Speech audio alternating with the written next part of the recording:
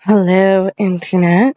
Welcome back to the Story Nook. Today we are going to be continuing reading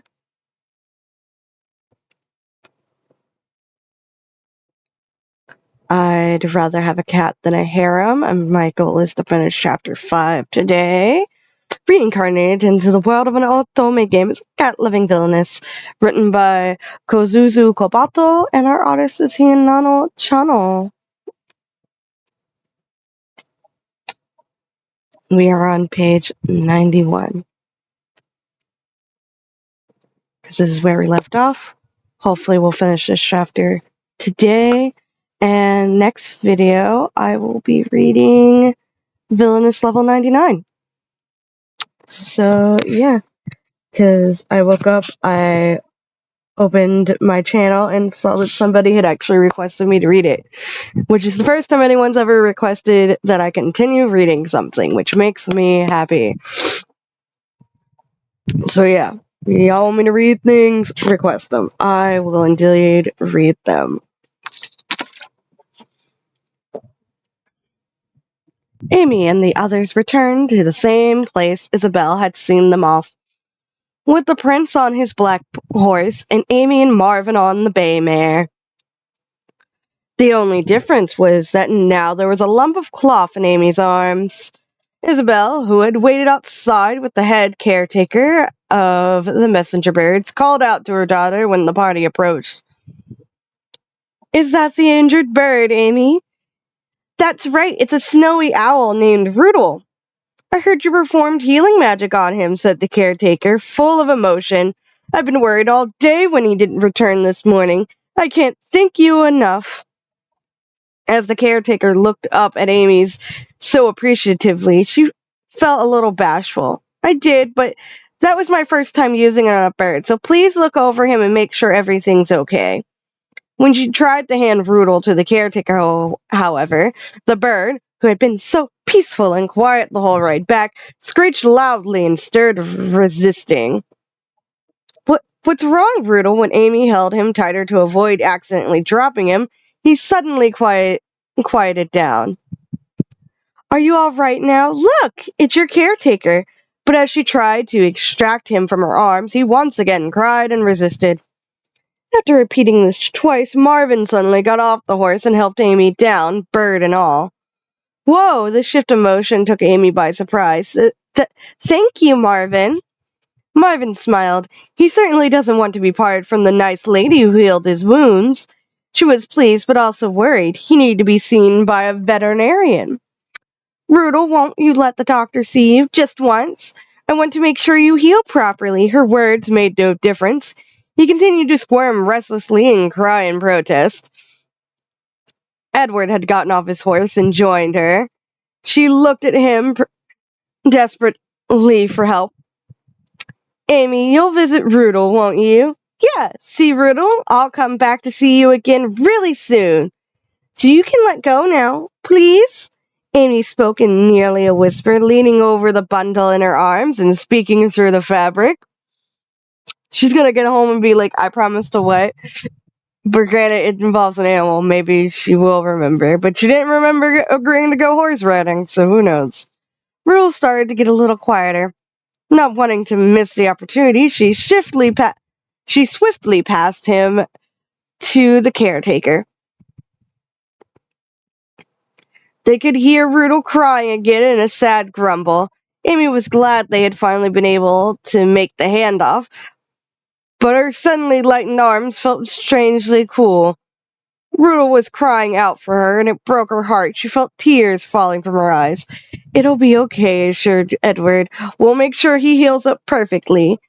"I'm glad," sniffed Amy, "but your healing magic is amazing. Even though I was only sitting nearby, I could feel its warmth.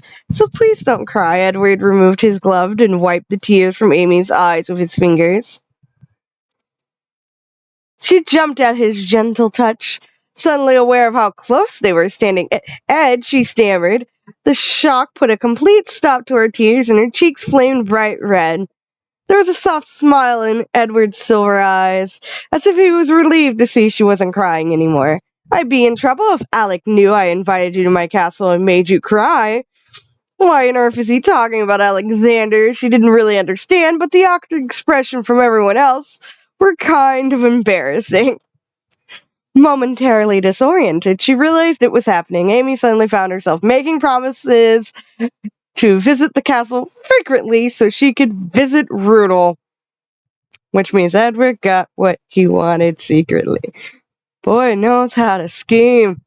A lot of boys in these stories know how to scheme their way around, you know? A week following the tea party, but sometime before the riding outing, Edward had paid a visit to the Coverdale estate. It was the first time he had been there in a while. Edward was visiting for the weekend, and they were up in his room. Alexander had ordered the room to be cleared, so the only other people around was the well-known elderly butler standing quietly in front of the door. Edward, who had taken his usual seat on the sofa opposite Alec, was finding it hard to speak. Nevertheless, he met Alex's eyes and told him what happened at the tea party. That's why I invited Amy to the riding grounds, he concluded. Ah, so it is just as I thought, huh? Putting the teacup back on the table, Alexander folded his hands behind his head and leaned back on the sofa. Alec, don't get me wrong, Alex said, laughing. It's not like I fell in love with her or anything. Edward didn't get the sense his friend was lying, but it didn't totally feel like the truth either. No matter what Alex's feelings were, however, Edward's own feelings could not be changed. But you did meet her first. It's not first come, first serve, Alex said, laughing again. To be honest, I was interested in her, but I prefer my girls a little skinnier. I don't care about looks, Edward protested. You don't. Well, you probably would think that way. You don't really have a type, do you? Asked Alexander with a blank look. I thought you'd like her, though. Yeah, I want to talk to her more. Talk to her properly, not just in short little bursts. Yeah, that's great, but just so you know, I've met her a few times, and she doesn't seem interested in marriage at all. Edward had also gotten that sense from her, even though she was at the tea party intended for selecting a princess consort. Each time he tried to vaguely touch upon the subject, he felt her throw up an invisible, impenetrable wall between them. But they did end up having a lot of fun talking about cats and horses because of it, so maybe it had been for the better. Edward sensed that Amy thought the engagement was something to be avoided rather than sought after. This was later corroborated by what the maiden knight overheard at her table. Yep. It was a few days after the tea party. The maiden and knight were a little nervous. They had never been in the third prince's private room before, but luckily, Hannah, whom they knew, was there, and the meeting proceeded smoothly. Lady Amy and Countess hardly talked about the engagement at all, the maid Alyssa testified. Yes, they talked about things like the food and the fountain. No, she never talked about what she'd do after becoming princess consort, nor did she gossip about the other ladies or anything of the sort. After that, she complained about wanting to go home a lot. She talked about the cat she left back at home. Her attention was drawn to the doors when the prince arrived at the garden, but she had not actually been looking at him. She was looking at a little bird. I nearly fell over in shock. The maid continued. She was very polite to me about the tea, told me it was delicious, thanked me for making it. The maids making tea was just part of their job. Alyssa had been working at the castle for 5 years, and she had made teas for hundreds, if not thousands, of times. Guests simply expected it to be brewed perfectly. Many didn't even drink it and just wanted it out for show. I have been scolded about the tea before, but this was the first time I had ever been thanked personally, and it made me really happy. See, this is why you thank your service workers. It makes us happy. You being nice and kind, and even like a small thank you, even if like we're just doing like the basis of our jobs, it does make us happy when we're doing service work. So thank you. I have like one guy who comes because I do maintenance on parks now, like going around picking up trash, changing trash bags, cleaning windows and such. And one of the guys is just like, do you ever stop working? Every time he comes around. And he visits that park like daily, it seems. Very nice. I have been scolded about the tea before, but this... Okay, yeah, I read that line. I see. Alright, how about you, Darius? You were with her ever since she arrived at the castle, weren't you? Correct, Darius answered. I acted as her guide from the moment she got off the carriage. I believe she must not have been used to seeing a knight's armor, because she did stare at me initially. The Countess had apologized for her daughter's rude stare, explaining that Amy's father worked at the Institute of Magic and there weren't any knights in their family. Amy's grandfather had a small army on his border province, but the equipment and army must have been different or new to her. I was a little worried that having someone like me as a guard would only make the lady cry, but she didn't. She treated me just like she treated everyone else. Darius was tall, sturdy, and looked a little intimidating. If not for his suit of armor, he would more easily pass for a mercenary than a knight. He actually had a gentle personality, as well as a wife and child, but even his son's friends were scared of him because of his appearance. Darius is married, yay! I wonder how old his kids are. They're old enough to have friends, but kids tend to make friends easily around, like, toddler age. When we arrived at the inner garden, she thanked me, too, for showing her the way. The civil officials had crafted a plan at the tea party to see how the princess consort candidates would react when presented with knights who had, like Darius, slightly uncouth appearances. Although he was the third child, Edward was still part of the royal family and would still be involved in diplomatic affairs after marriage. The civil officials also had worked out the lessons his fiancée would need to take to fulfill her role as wife in an official capacity. Then she muttered, "Well, I'm here," finished Darius. I see. All of this indicated that Amy really wasn't enthusiastic about the arrangement. Edward looked at the maid and the knight and grinned in appreciation. Hannah's subtle investigation had revealed that Amy had started putting on weight right after the official announcements had gone out to the engagement candidates. When Hannah had first learned this, her head fell into her hands, knowing this was just the sort of crazy plan Isabel would come up with. It became clear that Isabel didn't want her daughter to become a princess, and Amy herself didn't want to either. What will you do, Your Highness? So what are you going to do? Edward asked, interrupting Edward's reverie. Feeling a sense of deja vu, Edward felt Alex's eyes again. We'll start off as friends, but I think it'll be up to her if she'll be able to see me that way. You're not going to order her to be your friend? Forcing her would be pointless. I want to talk to her just as she is now. That was my alarm earlier. I need to actually unlock my phone because my phone is being an asshole.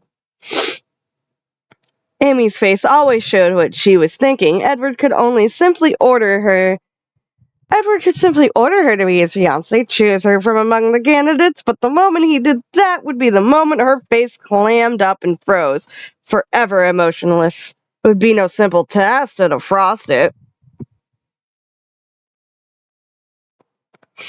Edward puzzled over her methods.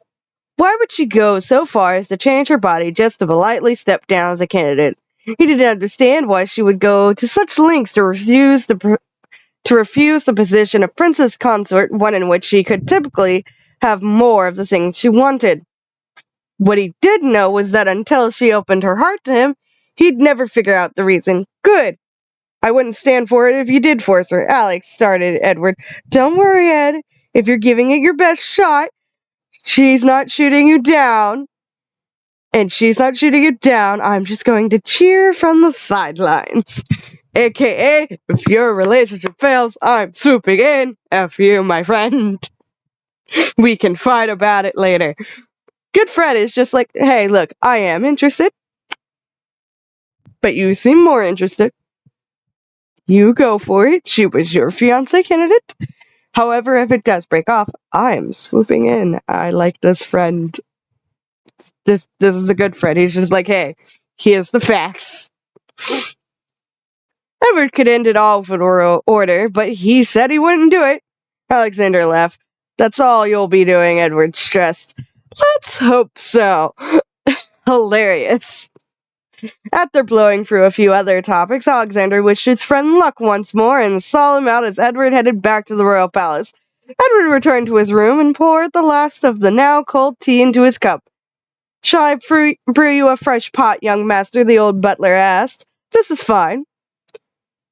"Is everything all right?" Alexander knew he wasn't talking about the tea. I really like those two. Indeed, young master. It's best if you can be a friend." "A friend, young master. That's right. That way you can see everything much more closely without ever losing your position, don't you think?"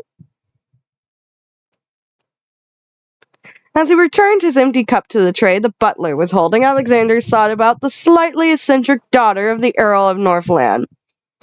Although Alexander was the youngest child, he was the direct descendant of a duke, so he was used to people looking at him and calculating what they wanted from him or for him.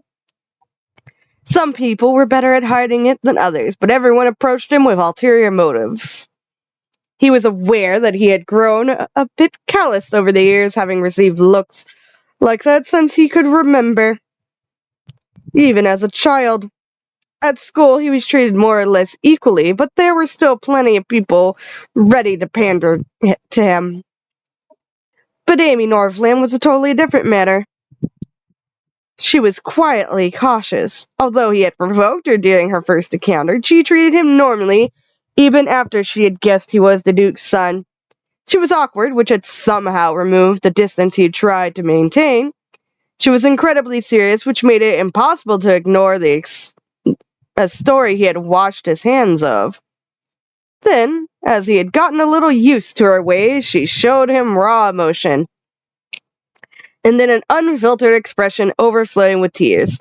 Amy may not have been used to interacting with people, but he believed she had simply been born with these qualities about her. "She's interesting," he thought. It wasn't as if she had no common sense.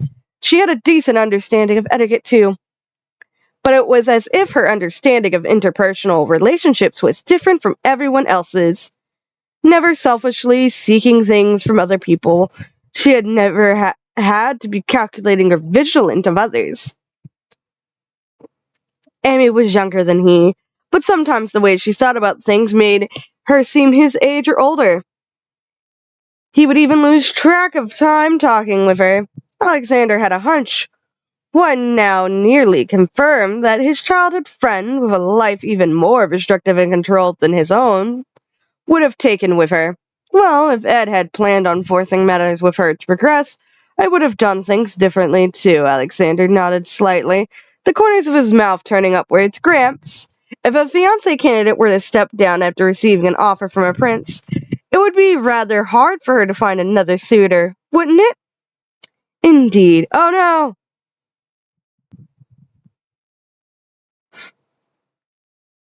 Which line? "Indeed, for whatever reasons, others would speculate that there must be something wrong with the lady. Many would also decline out of respect for the royal family. A good suitor would probably be hard to find. Right. And then, if she were accepted by the family of a duke, that would tie up all loose ends very nicely." "I see. You mean to say that you won't get married yourself until you're certain of their fate, then? I must really like her, huh? Well, we'll see what happens," Alexander said, sounding content as he reclined. And our next chapter is an intermission, which is about 3 pages long. But we're not going to touch on that one for right now. But that is the end of chapter 5. Only took about 3 parts. I hope you all enjoyed it. Make sure you're all staying hydrated and healthy. It's very important to do so. But yeah, thank you all so much for being here. Thank you all so much for reading. I hope you're all staying happy, healthy, all that good stuff. I do have a Patreon if you want early access to my artwork and my scripts. I'm also posting handwritten scripts for anime reviews I'm planning.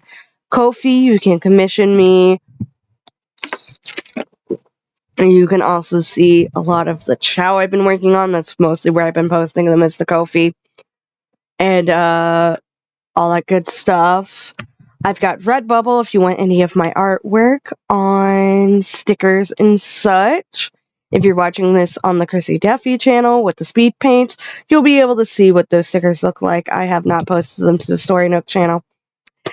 And then I've got Fiverr and Ko-fi if you're interested in commissioning me. My commissions are slightly cheaper on Ko-fi because Ko-fi doesn't take as much as Fiverr. So, yeah, all that good stuff. I hope you're all having a lovely day. Stay healthy, stay safe, stay happy, all that good stuff. And thank you all so much for being here. Thank you, Diamond and Micah, my Patreon Ko-fi supporters, for helping making all of this possible, where I have a couple of dollars a month for gas money. You guys are awesome. Bye!